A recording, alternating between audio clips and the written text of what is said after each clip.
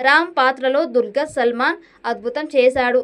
ఆ క్యారెక్టర్కి దుల్కర్ని ఎందుకు తీసుకున్నారో సినిమా చూస్తే అర్థమవుతోంది. రామ్ క్యారెక్టర్లోని నిజాయితీ, దేశభక్తి, ప్రేమ, మంచితనం అన్నీ కూడా దుల్కర్ మొహంలోనే కనిపిస్తాయి. ఈ పాత్రని ఎంతో స్వచ్ఛంగా పోషించినట్లు అనిపిస్తోంది. ఇక సీత పాత్రలో మృణాల్ ఠాగూర్ అందరినీ మెప్పిస్తోంది. ఆమె పాత్రలోని వేరియేషన్ అందరికీ నచ్చేసింది. ఇక ఆఫ్రిన్గా రష్మిక మొదట్లో సీరియస్గా అనిపించినా చివర్లో మాత్రం ఎమోషనల్గా సాగుతోంది. విష్ణు శర్మగా సుమంత్ ఆకట్టుకుంటాడు. సచిన్ కదేకర్, వెన్నెల కిషోర్, శత్రు, తరుణ్ భాస్కర్, మురళీ శర్మ అందరూ కూడా మెప్పించారు.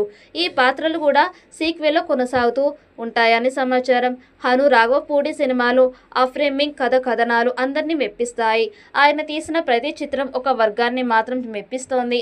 ఆయన సినిమాల్లోని పాటలు కూడా అద్భుతంగా అనిపిస్తాయి. వినడానికి కాదు, చూడ్డానికి ఎంతో హృదయంగా మలిచేస్తాడు. అలాంటి హను రాఘవపూడి నుంచి వచ్చిన సీతారామం కూడా అలాంటి మ్యాజిక్కే చేస్తోంది. ఇక ఇందులో దేశభక్తి, స్వచ్ఛమైన ప్రేమని చూపించాడు. యుద్ధంతో రాసిన ప్రేమ కథ అంటూనే ఈ సినిమాపై అందరి దృష్టి పడేలా చేశాడు. ఇప్పుడు సీక్వెల్కి కూడా అదే స్థాయిలో తీయబోతున్నట్లు సమాచారం.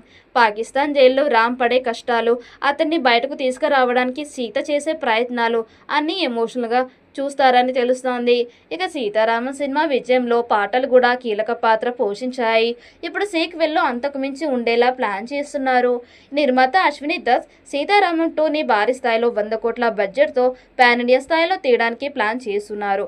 ఇందులో అన్ని భాషల నటీనటులను ఉంటారని తెలుస్తోంది. అన్ని కుదిరితే 2026 చివరిలో సీతారామన్ 2 స్టార్ట్ అయ్యే అవకాశం ఉందని ఫిలిం నగర్ సమాచారం. మరి ఆడియన్స్ కోరుకున్న విధంగా ఈ చిత్రానికి సీక్వెల్ ఎప్పుడు స్టార్ట్ అవుతుందో చూడాలి.